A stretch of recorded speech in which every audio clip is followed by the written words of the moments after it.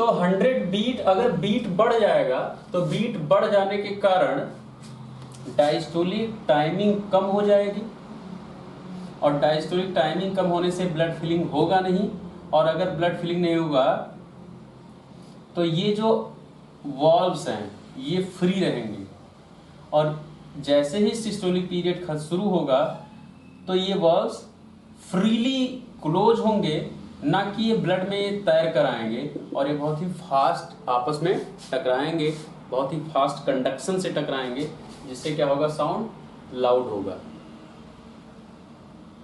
तो अगर किसी किसी में, अब यही ले लो, मान लो किसी को फीवर है और उसका कार्डियक, अच्छा 1 डिग्री टेम्परेचर अगर बढ़ता है तो कार्डियक रेट कितना बढ़ जाना चाहिए नॉर्मल, एक एवरेज 10 टाइम्स, लगभग 10 टाइम्स। तो अगर किसी नॉर्मली टेम्परेचर 9 कितना होना होता है, 98.3, 98.7 नॉर्मली बॉडी टेम्परेचर 98.7 होना चाहिए डिग्री फ़ारेनहाइट। अब अगर किसी का 99.7 हो तो उसका कार्डियक रेट कितना होना चाहिए नॉर्मल,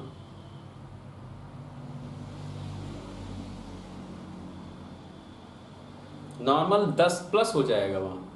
या किसी का बॉडी टेम्परेचर 102 हो degree Fahrenheit, body temperature 102 degree Fahrenheit हो, 102 डिग्री बुखार हो, तो इसका कार्डियक रेट कितना हो जाएगा अभी,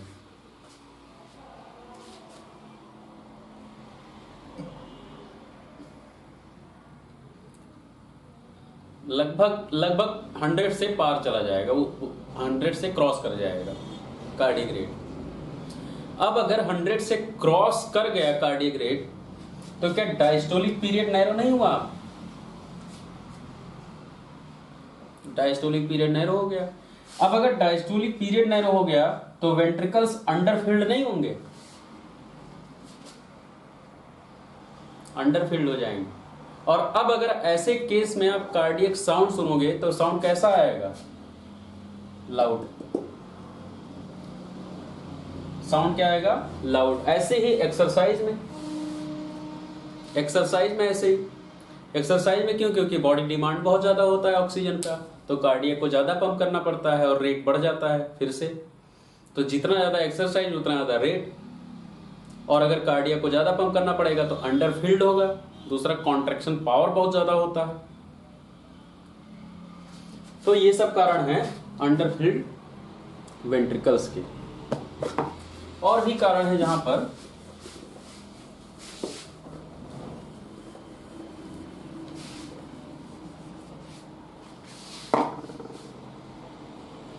जैसे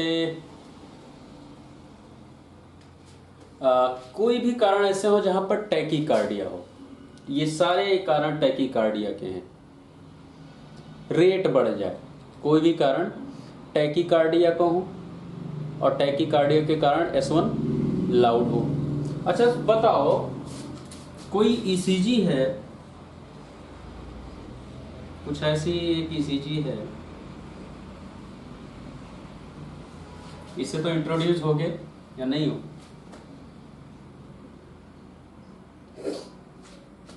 ये कौन सा पार्ट है,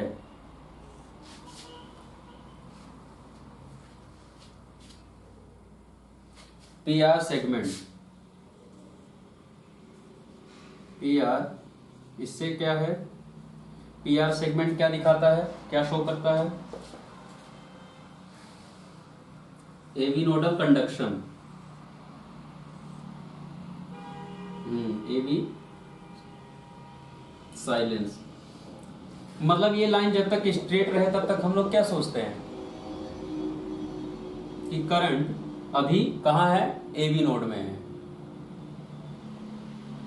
एवी नोड के अंदर है। और ये जो P और जैसे Q वेव बनती है, इसका मतलब क्या है कि करंट कहाँ आ गया है, सेप्टम में, करंट कहाँ गया है, सेप्टम में। उसके बाद R वेव बनता है तो करंट कहाँ गया है, मेजर वेंट्रिकुलर पार्ट में।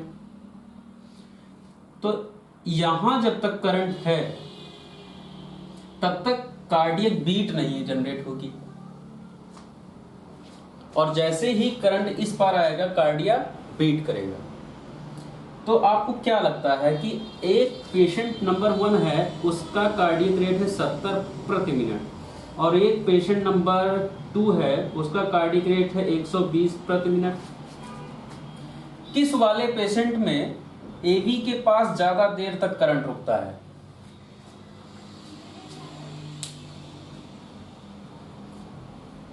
सत्तर वाले के पास ज्यादा देर तक रुकेगा। अच्छा, अगर दोनों को कोरिलेट किया जाए और आपके पास दोनों की ईसीजी हो, तो पीआर सेगमेंट का जो लेंथ है, जो साइज है, ये किसमें ज्यादा बड़ा होगा? 70 वाले में बड़ा होगा। Very good, excellent. 70 वाले में बड़ा होगा और 120 वाले में शॉर्ट हो जाएगा। शॉर्ट हो जाएगा क्यों? क्योंकि 120 वाले में जल्दी जल्दी बाहर निकल जाएगा, तो जैसे ही बाहर निकलेगा तुरंत क्यू वेव बन जाएगी, तो पीआर सेगमेंट तुरंत खत्म, वहीं से कार्डियक साइकिल ही छोटी हो जाएगी।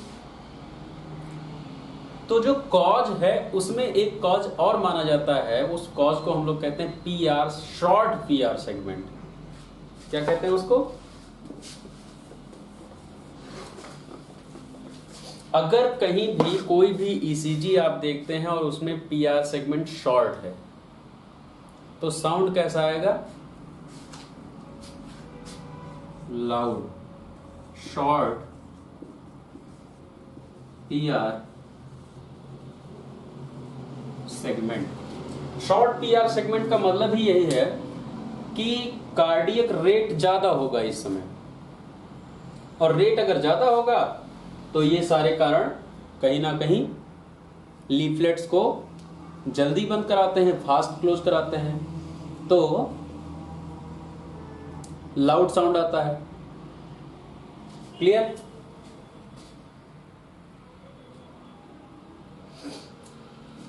अब बात करते हैं, ये तो लाउड की रही, बात करते हैं सॉफ्ट साउंड। सॉफ्ट मतलब जितना एक वेलोसिटी, एक साउंड जितना होना चाहिए उतना ना होकर कम हो, वीक साउंड हो, सॉफ्ट साउंड हो। वो किस किस कारणों से सॉफ्ट हो सकते हैं साउंड, हम लोग डिस्कस कर रहे हैं S1 के बारे में।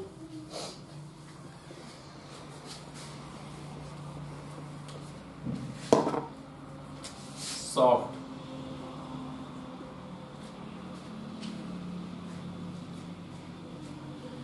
तो सॉफ्ट साउंड में सबसे पहला कारण है ओबेसिटी। ओबीज पीपल्स में आपको S1 सॉफ्ट मिल सकता है। क्यों?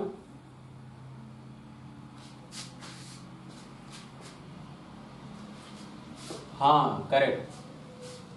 कार्डिया और स्टेथो के बीच में फैट ज्यादा है। कार्डिया और स्टेथो के बीच में फैट ज्यादा है, दूरी ज्यादा है, तो आपको जो हियरेबल साउंड होगा वो क्या सुनाई देगा? सॉफ्ट होगा। तो ये तो नॉर्मल कंडीशन है ओबीज, इसमें कार्डियक डिसऑर्डर नहीं है, ना कोई दिक्कत है। ये क्या है? ओबेसिटी, जहां पर आपको सॉफ्ट सुनाई देता है। दूसरा, अगर किसी को सीओपीडी वाला एम्फाइसीमा हो, सीओपीडी वाला इसलिए कहा कि क्योंकि सीओपीडी का एक पार्ट है। नॉर्मली कॉज क्या है? नॉर्मली क्या है? एम्फाइसीमा। अगर किसी को एम्फाइसीमा हो, तो एम्फाइसीमा के पेशेंट को जब आप ऑस्कल्ट करते हैं तो कार्डियक साउंड सॉफ्ट आ सकती है। क्यों? क्योंकि नॉर्मली लंग्स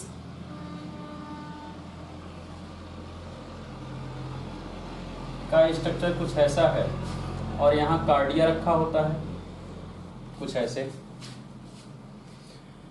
जब एम्फाइसीमा होता है तो लंग्स क्या होता है, लंग्स ज्यादा इन्फ्लेट हो जाता है या डिफ्लेट हो जाता है एम्फाइसीमा में?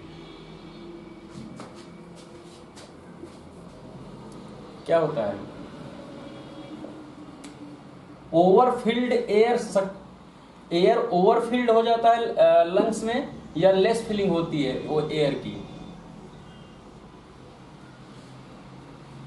एम्फाइसीमा में क्या होता है, ओवरफिलिंग एयर होती है, एयर ट्रैप होने लगता है लंग्स में। क्यों? क्योंकि एलास्टिसिटी लंग्स की चली जाती है, एल्वियोलर और ब्रोंकियल एलास्टिसिटी गायब हो जाती है और लंग्स पूरा लूज हो जाता है। तो जितना भी एयर आता है वो पूरा यहाँ ट्रैप होना शुरू हो जाता है और एक्सपायरेटरी पास नहीं हो पाता है, एक्सपायरेटरी गैसेस पास नहीं होती है। तो यहाँ लंग्स ट्रैप होता चला जाता है और लंग्स का साइज, लंग्स धीरे धीरे साइज में बढ़ना शुरू हो जाता है, इन्फ्लेट होता चला जाता है लंग्स। क्या होता है एम्फाइसीमा में? इन्फ्लेट होना चलो, इन्फ्लेशन, लंग इन्फ्लेशन शुरू होता है। ये लंग इन्फ्लेशन सिर्फ इस साइड नहीं, ये लंग इन्फ्लेशन इस साइड भी होना शुरू हो जाता है।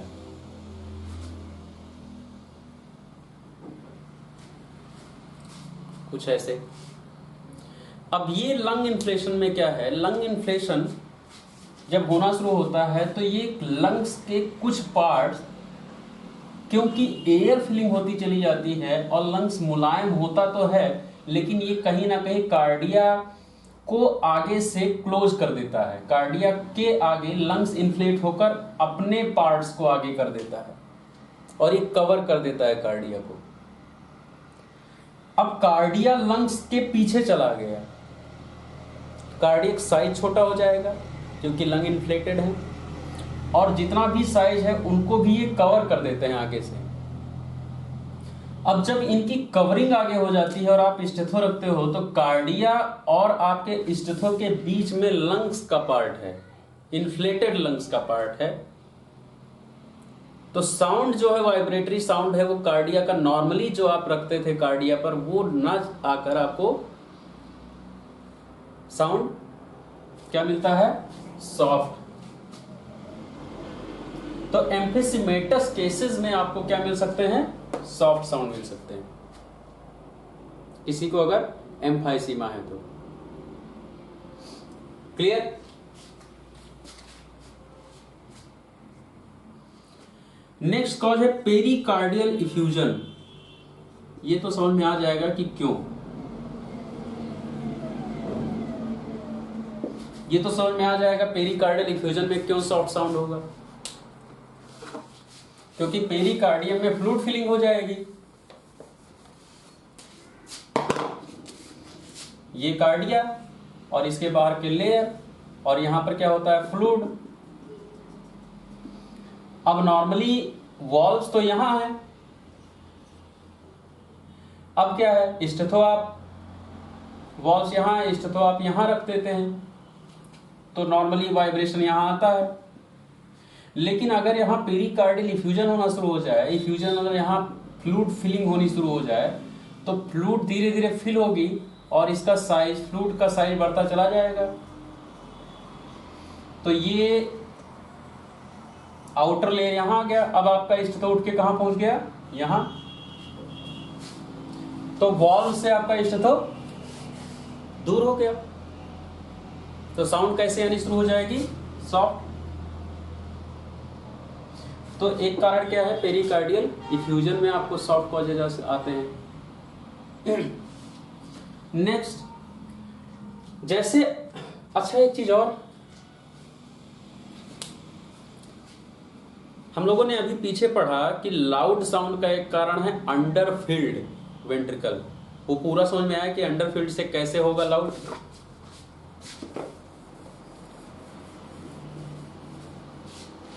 इसी का अगर आप उल्टा समझें कि ओवरफिल्ड वेंट्रिकल हो,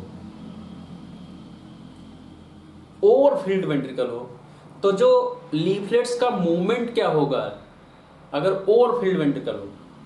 अगर नॉर्मली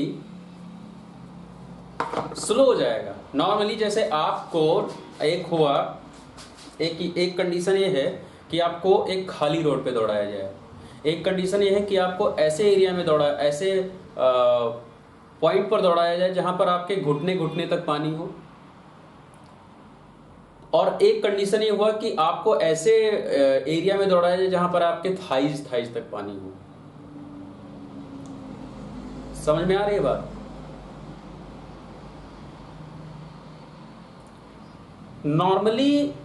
नॉर्मली जो लीफलेट्स के साथ होता है, जो हमें नॉर्मल होना चाहिए वो ये होता है कि घुटने तक पानी हो लीफलेट्स के।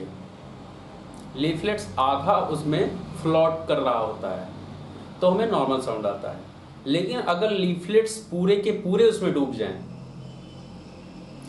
तो वो बहुत स्लो फिर बंद करना शुरू होते हैं। क्यों? क्योंकि उनको पूरा पानी में चलकर आना पड़ता है बंद होने, तो उनका जो स्पीड है, क्लोजिंग स्पीड है, वो क्या हो जाता है, लेस हो जाता है, और साउंड नॉर्मल जो आता है वो भी नहीं आता, और ये साउंड कैसे हो जाती है, सॉफ्ट। तो जितने भी कारण ऐसे हैं, ये पॉइंट समझ में आया? किसी को नहीं समझ में आया तो फिर से मैं रिपीट कर सकता हूँ फिगर बना के, अभी बता सकते हो किसी को। तो पेरिकार्डियल इफ्यूजन और जितने भी कारण हैं जहां पर ओवरफिल्ड लेफ्ट वेंट्रिकल्स हों, all causes of overfilling, all causes of overfilled left ventricles, all causes of overfilled left ventricles।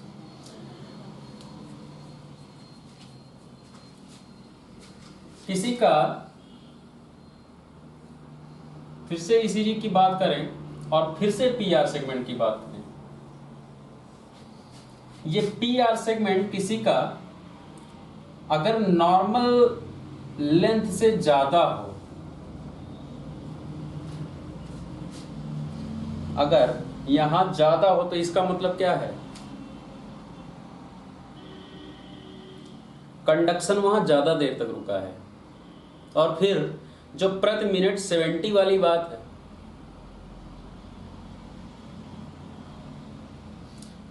ये लेफ्ट वेंट्रिकल की बात इसलिए हो रही है क्योंकि जो साउंड है वो नॉर्मली लेफ्ट वेंट्रिकल से हम लोग सुन ले जाते हैं। हम लोग लेफ्ट वेंट्रिकल के बारे में S1 की बात कर रहे हैं। तो आप इसको वेंट्रिकल समझ लीजिए, कोई बात नहीं, लेफ्ट हटा दो, ओवरफिल्ड वेंट्रिकल समझ लो। तो ये क्या है, पीआर सेगमेंट अगर किसी में बड़ा हो, अब पीआर सेगमेंट लॉन्ग ड्यूरेबल होने का कारण क्या है कि जो कंडक्शन है वो एबी नोड में रुका हुआ है, आगे नहीं गया है। अब अगर हर बीट पर एबी नोड में कंडक्शन रुकना शुरू कर दे और पीआर सेगमेंट बड़ा आना शुरू हो जाए तो क्या 1 मिनट में 70 बीट पूरी हो पाएगी? नहीं हो पाएगी। जैसे 0.8 सेकेंड की जगह पर अगर 0.12 सेकेंड लगना शुरू हो जाए तो पूरा नहीं हो पाएगा। तो ये कहां केस चला जाएगा, ब्रेडिकार्डिया में। पेशेंट किस में चला जाएगा, ब्रेडिकार्डिया में। 60 बीट से कम हो जाएगा। और जब ब्रेडिकार्डिया में चला जाएगा पेशेंट, तो अगर अब ये जब तक कंडक्शन क्रॉस नहीं होगा, ये क्या है, ये साइन है वेंट्रिकुलर सिस्टोल का। जो क्यूआरएस कॉम्प्लेक्स है, यह है वेंट्रिकुलर सिस्टोल, और ये है वेंट्रिकुलर डायलेशन का टाइम। पीआर सेगमेंट वेंट्रिकुलर, जब तक कंडक्शन रुका होता है तब तक वेंट्रिकल्स ओपन होते हैं और ब्लड भर रहा होता है। तो ये वेंट्रिकुलर डायलेशन का ड्यूरेशन है। अब ये अगर बड़ा हो गया, इसका मतलब क्या है कि वेंट्रिकुलर डायलेशन पीरियड ज्यादा है, बढ़ गया है, और जितना ज्यादा समय मिलेगा वेंट्रिकल्स को डायलेट होने के लिए, उतना ज्यादा वहां से ब्लड भरता रहेगा मिट्रल वाल्व से। तो क्या होगा, अंडरफिल्ड होगा या ओवरफिल्ड होगा? यहां ओवरफिलिंग होगी। ये क्या होगा, all causes of overfilled ventricles. तो यहां ओवरफिल होगा, और जब ओवरफिल हो जाएगा तब ये वो बात हो जाएगी कि आपको एक थाई भर पानी में दौड़ाया जा रहा है और फिर लीफलेट्स को पास आने में जो स्पीड है वो कम लगेगा और फिर जो उनके टकराने का वाइब्रेशन है वो भी कम हो जाएगा और फिर हमें साउंड क्या आएगी, सॉफ्ट साउंड आएगी। समझ में आ रहा है? तो ये वो कंडीशंस हैं जहां जहां पर ब्रेडिकार्डियाज होते हैं। ब्रेडिकार्डिया और कौन से कारण हैं? हाँ, आप यहां